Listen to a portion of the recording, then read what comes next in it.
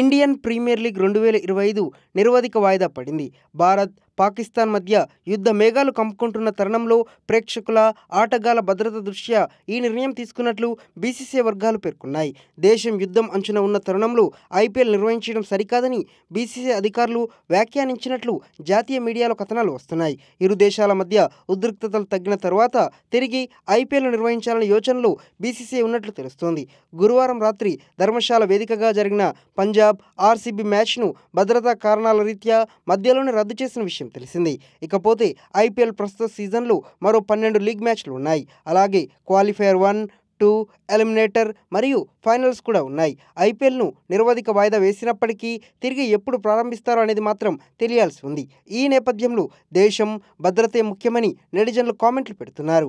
గుజరాత్, బెంగళూరు, పంజాబ్ చెరో 16 పాయింట్లతో తొలి 3 స్థానాల్లో ఉండగా 14 పాయింట్లతో ముంబై 4వ స్థానంలో ఉంది.